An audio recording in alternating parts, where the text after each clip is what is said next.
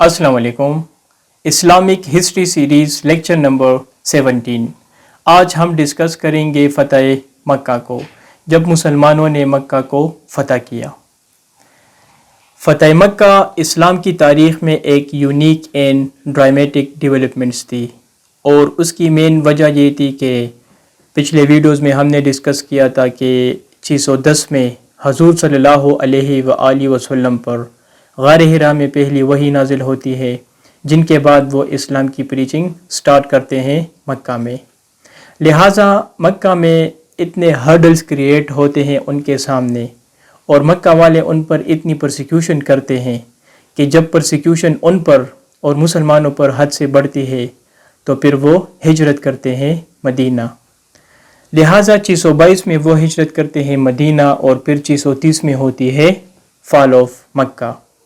तो आप गेस करें कि 622 से लेकर 630 तक तकरीबन कुछ 7-8 साल बनते हैं। तो 7-8 सालों के अंदर मुसलमान और हजूर सल्लल्लाहु अलैहि वसल्लम इतने पावरफुल बनते हैं कि जिन लोगों ने उनको हिजरत करने पर मजबूर किया था, जो कि काफ़ी पावरफुल थे मक्का में,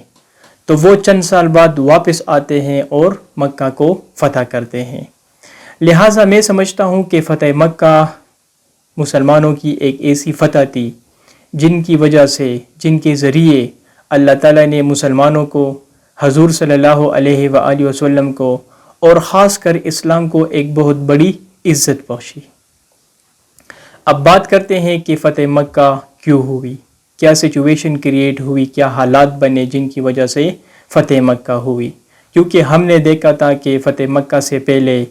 1 या 2 साल पहले सलह हुदैबिया हुई थी मुसलमान और मक्का वालों के दरमियान, और उस सलह हुदैबिया के तहत दोनों साइड ने एग्री किया था कि 10 सालों के लिए हमारे दरमियान कोई जंगबंदी नहीं होगी।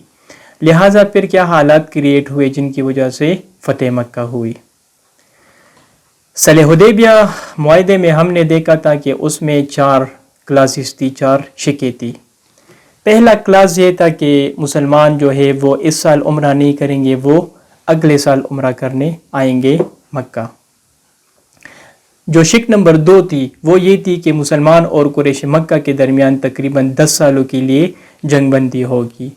और इन 10 सालों में कोई भी साइड एक दूसरे के ख़िलाफ़ कोई एग्रेसिव डिसीजन नहीं लेगा, और कोई खून खराबा नहीं होगा, कोई जंग नहीं होगी इन 10 सालों में। जो तीसरा शिक था वो ये था कि अरेबियन पेनिनसुला में जितने भी कबीले थे, जितने भी ट्राइब्स थे, तो लिहाजा सबके पास ये राइट होगा, ये लिबर्टी होगी कि अगर कोई ट्राइब, कोई ग्रुप मुसलमानों को ज्वाइन करना चाहते हैं तो वो ज्वाइन कर सकते हैं, और अगर कोई ट्राइब, कोई ग्रुप कुरैश को ज्वाइन करना चाहते हैं इन 10 सालों में तो वो कर सकते हैं, किसी पर कोई रिस्ट्रिक्शन नहीं होगी। और जो लास्ट शिक था 4 नंबर क्लास ट्रीटी का, वो ये था कि अगर मक्का से कोई बंदा जाता है मदीना विदाउट गार्डियन परमिशन, तो मदीने वाले उनको वापस करेंगे, और अगर मदीने से कोई बंदा आता है मक्का तो मक्का वाले उनको वापस नहीं देंगे। लिहाजा ये ट्रीटी उनके दरमियान हुई थी। अब इस ट्रीटी के बाद इस तरह होता है कि 2 ट्राइब्स थे अरब में, एक था खुज़ा ट्राइब और एक का नाम था बनु बकर। तो इस मुआहदे में जो शिक नंबर 3 थी कि हर ट्राइब के पास ये राइट होगा कि वो मुसलमानों को ज्वाइन करना चाहे या कुरैश को ज्वाइन करना चाहे, तो किसी पर कोई रिस्ट्रिक्शन नहीं होगी, सबके पास लिबर्टी होगी। तो लिहाजा इस मुआहदे के तहत जो खुज़ा ट्राइब थी उन्होंने मुसलमानों को ज्वाइन किया, उनके साथ उन्होंने अलायंस क्रिएट की, और जो बनु बकर ट्राइब थी तो उन्होंने कुरैश मक्का वालों के साथ अलायंस क्रिएट किया और उनके इलाई बने। अब होता ये है कि कुरैश मक्का वाले और बनु बकर के साथ मिलकर खुज़ा ट्राइब पर वो अटैक करते हैं और उनके बहुत सारे लोगों को वो मारते हैं। लिहाजा इसके बाद जो बनु खुज़ा ट्राइब थी तो वो हजूर सल्लल्लाहु अलैहि वसल्लम को अप्रोच करते हैं कि इसी तरह बनु बकर ने कुरैश मक्का के साथ मिलकर हम पर अटैक किया है और हमारे बहुत सारे लोगों का उन्होंने कत्ल किया है, लिहाजा आप मुआहदे के तहत हमारी हेल्प करें। اس کے بعد حضور صلی اللہ علیہ وآلہ وسلم اس طرح کرتے ہیں کہ قریش مکہ والوں کو پیغام بھیجتے ہیں اور ان کے سامنے 3 شرائط رکھتے ہیں۔ ایک شرط یہ ہے کہ قریش مکہ والوں نے بنو بکر کے ساتھ مل کر خزا ٹرائب پر اٹیک کیا ہے، لہٰذا جن لوگوں کا آپ نے قتل کیا ہے تو آپ کو خون کا تاوان دینا پڑے گا، بلڈ منی آپ کو دینی پڑے گی۔ ایک شرط تو یہ ہے۔ اگر اس شرط پر آپ راضی نہیں ہوتے قریش مکہ والے، تو دوسرا شرط یہ ہے کہ آپ نے جو الائنس کریٹ کیا ہے بنو بکر کے ساتھ تو وہ الائنس آپ توڑ دیں، کیونکہ اگر آپ الائنس توڑیں گے تو پھر ہم بنو بکر کے ساتھ جنگ کریں گے، لیکن اگر آپ ان کے ساتھ الائنس میں ہیں تو پھر اگر ہم ان پر اٹیک کریں گے تو پھر یہ آپ کے لیے بھی مسئلہ بن جائے گا، کیونکہ پھر آپ بھی ہیلپ کے لیے آئیں گے اور پھر ایک بہت بڑی جنگ ہو سکتی ہے۔ لہٰذا یا تو آپ تاوان دے دیں، اگر تاوان نہیں دے سکتے تو آپ جو ہے اس طرح کریں کہ بنو بکر کے ساتھ آپ کی جو الائنس ہے وہ آپ ختم کریں۔ اور تیسری شرط انہوں نے یہ رکھی ہے کہ اگر آپ تاوان بھی نہیں دینا چاہتے اور ان کے ساتھ جو ہے وہ الائنس بھی نہیں توڑنا چاہتے تو لہٰذا جو صلح حدیبیہ ہمارے بیچ ہوئی ہے تو اس طرح کرتے ہیں کہ پھر وہ ہم سمجھیں گے کہ وہ معاہدہ ہمارے بیچ اب ختم ہو چکا ہے۔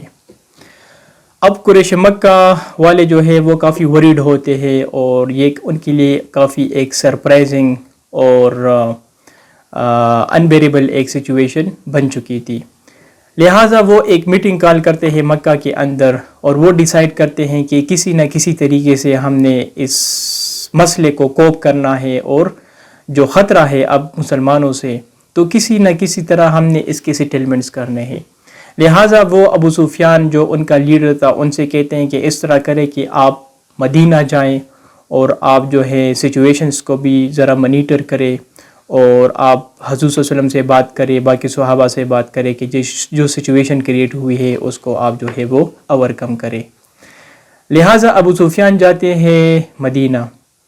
جب وہ مدینہ جاتے ہیں تو وہ سیدھا حضور صلی اللہ علیہ وسلم کے گھر جاتے ہیں اور ان کی ایک بیٹی تھی، ان کا نام تھا ام حبیبہ، تو وہ سیدھا ان کے گھر جاتے ہیں۔ جب وہ ان کے گھر جاتے ہیں تو وہاں پر حضور صلی اللہ علیہ وآلہ وسلم تو موجود نہیں تھے لیکن ان کی بیٹی موجود تھی،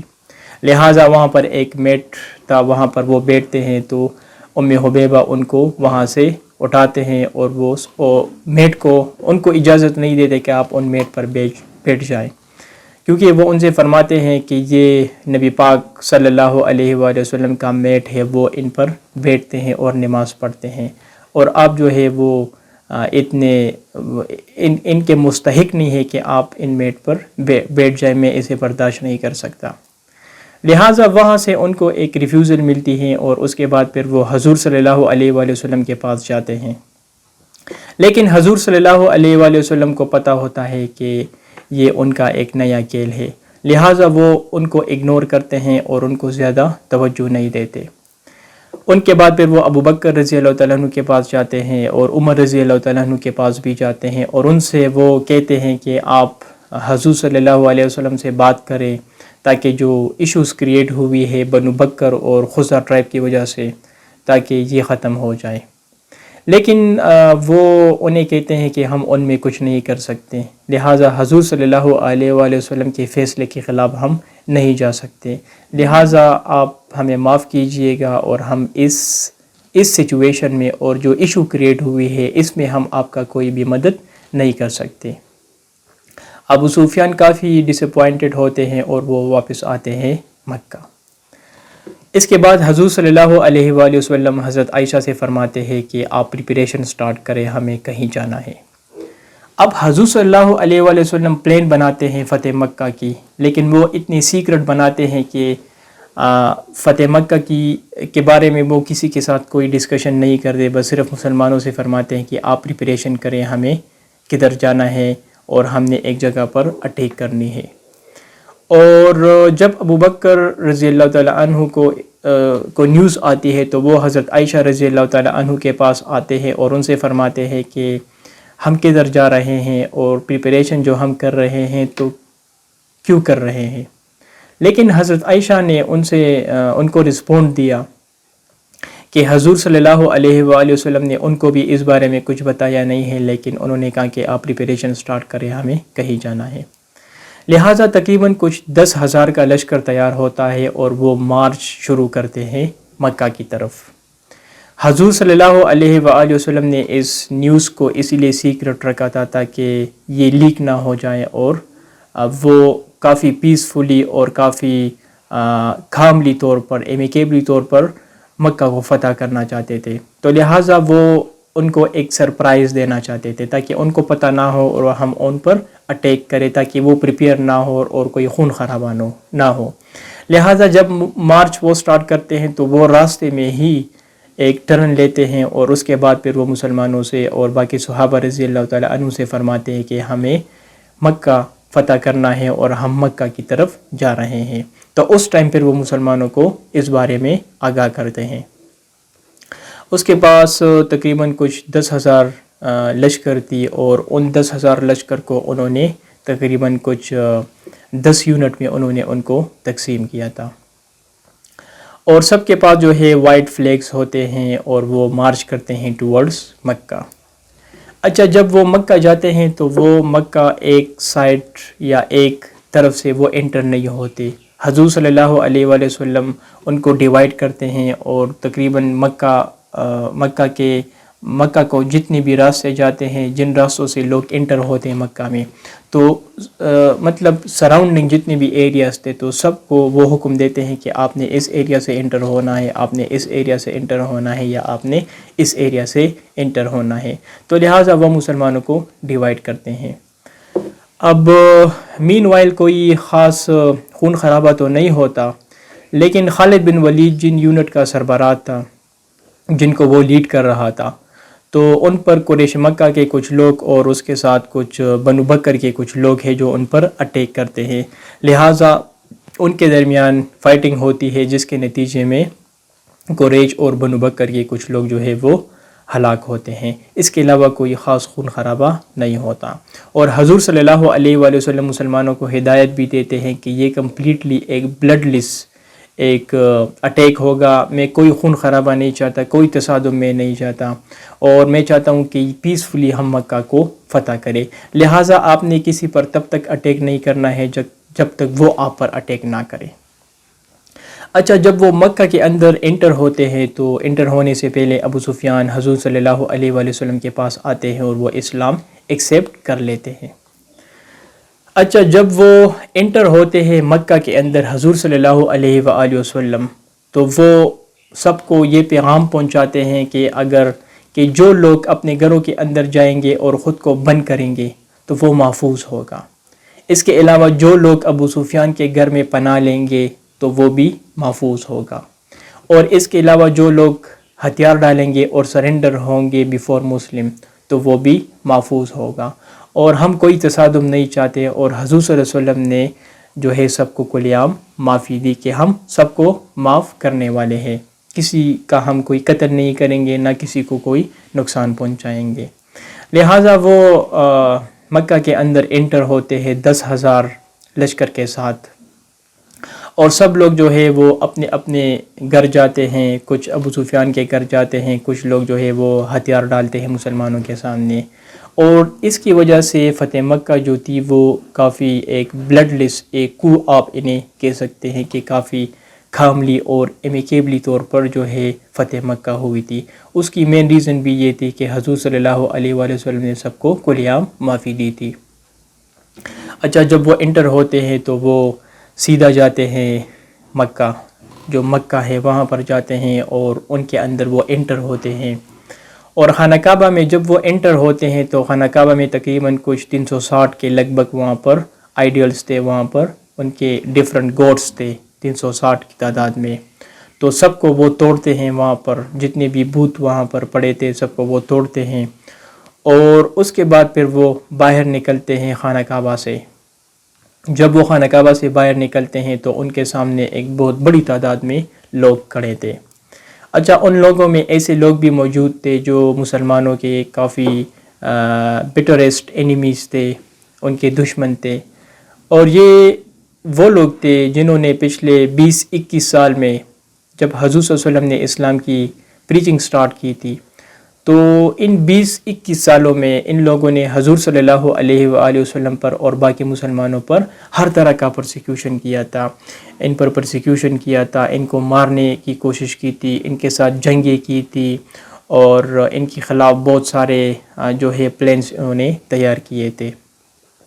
لہٰذا حضور صلی اللہ علیہ وآلہ وسلم کے سامنے اس دن یہ لوگ جو ہے وہ قیدی بن کر کھڑے تھے۔ حضور صلی اللہ علیہ وآلہ وسلم ان سے فرماتے ہیں کہ اب میں آپ لوگوں کے ساتھ کیا کروں؟ لہٰذا ان پر وہ لوگ ان کو رسپونڈ دیتے ہیں کہ آپ ہمارے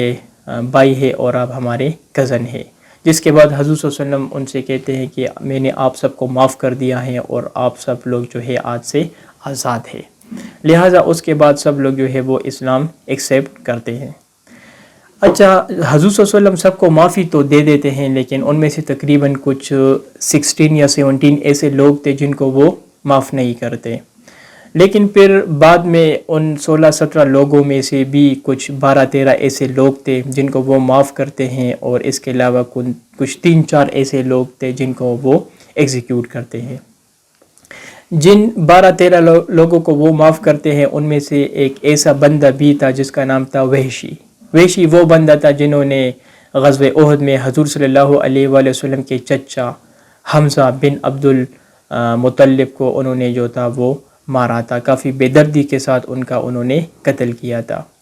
لہٰذا جب وحشی کو حضور صلی اللہ علیہ وآلہ وسلم کے سامنے پیش کیا گیا تو حضور صلی اللہ علیہ وآلہ وسلم نے ان کو دیکھا اور ان کو کہا کہ اے وحشی،